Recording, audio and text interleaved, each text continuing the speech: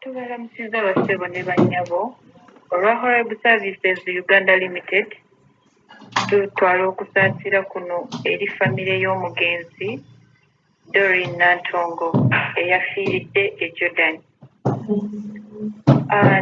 Tutwala okutegeeza eri eggwanga nti Doreen Nantongo teyayitira mu kampani ya Horeb Services nga bwe kigambibwa ku mikutu. Kubanga ffe nga kampani ya Horeb Services tuyina ennono yaffe omwana waffe bw'aba ayitira mu kampani nga tugenda mutwala aleeta omuntu asobola okumuyimirira katugambe nga maama we oba taata we oba ssenga we omuntu yenna aba amusingako ku myaka ate ng'agenda kusigala mu ggwanga lino. Omuntu oyo tuba tumuggyako obuwandiike ne tumuggyako fotokopi y'endangamuntu.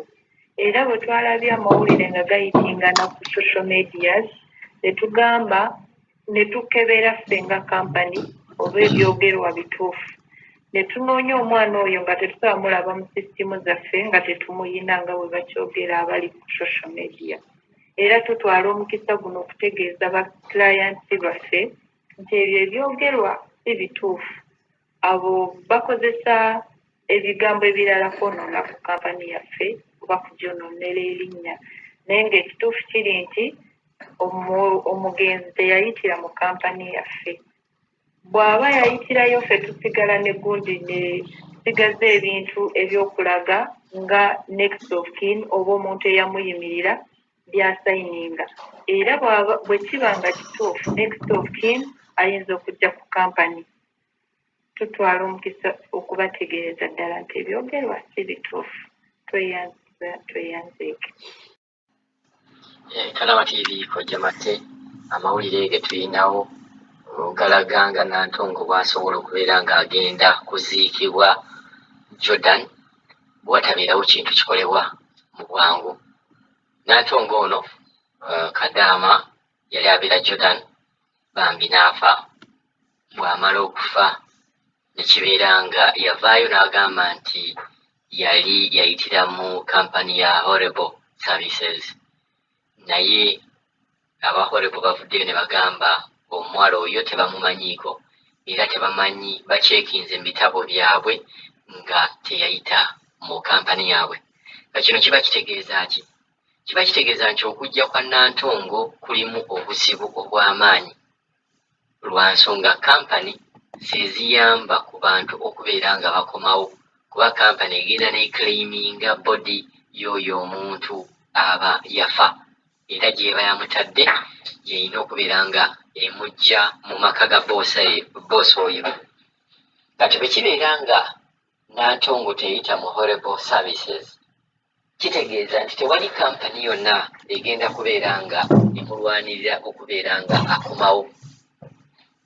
Awo kiba kisigalidde famire ya Nantongo kugenda ku Ugandan Embassy n'ebeera nga eyita mu embassy. Kati batugambe kuba Jordan tewaliyo embassy ya Uganda. Ayinza kwegamba ayinza okukozesanga embassy ye Saudi n'ebeera nga ebagamba babayambeko bazze omulambo gwabwe, oba neyita mu Ministry of Foreign Affairs n'ebeera nga ebagamba erina omuntu waabwe eyafiira e Jordan ne balaba engeri gye basobola okumuyambamu. Wabula ekizibu kye tulina mu mbeera eyo kwe kubeera nga Jordan Uganda yasazaamu contract yaayo ne Jordan, jjukira ne Oman nayo bagisazaamu. Kati kitegeeza nti Jordan ejja kugamba ffe tetuyina Kadaama yenna oba mukozi yenna ava Uganda akola mu nsi yaffe.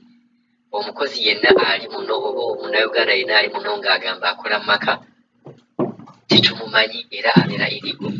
Kati obuzibu bujja kubeerawo mu kuzza omulambo oba maiti ya Doreen Nantongo kuba tewali kampani evuddeyo egamba nti emuclaiminga, tewaliwo contract between Uganda ne Jordan ate ne Jordan ejja kyegaana. Awo kitegeeza nti ne bwe kunoonyereza ku Nantongo kiki yafa kigenda kubeera nga kiri impossible kuba tewali muntu agenda kuva eri aclaiming nti twagala postmortem ya kadaamu ono tulabe kiki ye yafa.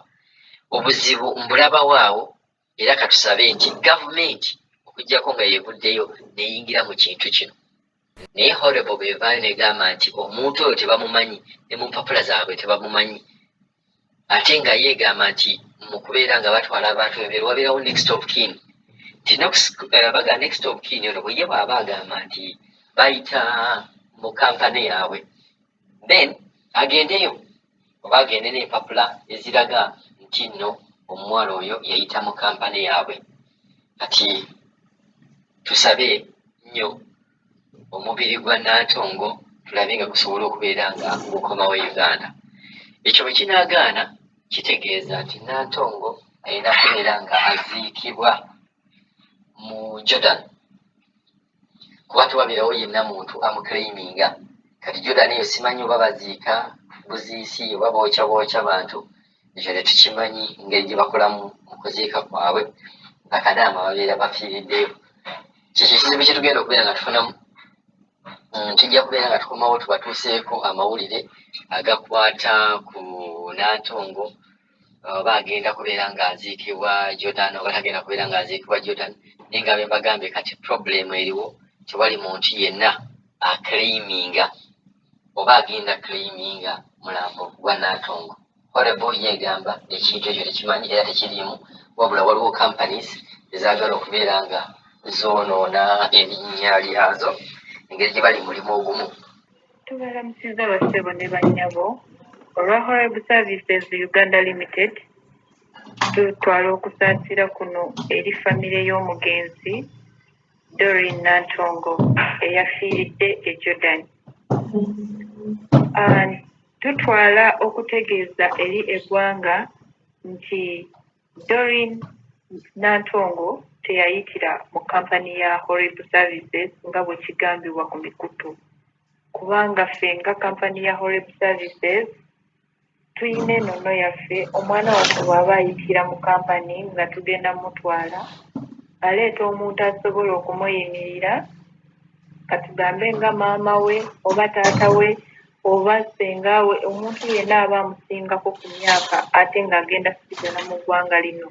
Omuntu oyo tuba tumuggyako obuwandiike ne tumuggyako fotokopi y'endangamuntu. Era bwe twalabye amawulire nga gayitingana ku social medias, ne tugamba ne tukebera ffe nga kampani oba ebyogerwa bituufu.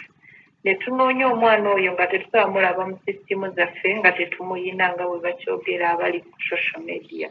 Era tutwala omukisa guno okutegeeza ba clients baffe nti ebyo ebyogerwa si bituufu.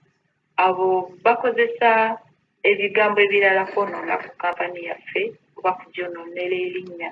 Naye ng'ekituufu kiri nti omugenzi teyayitira mu kampani yaffe.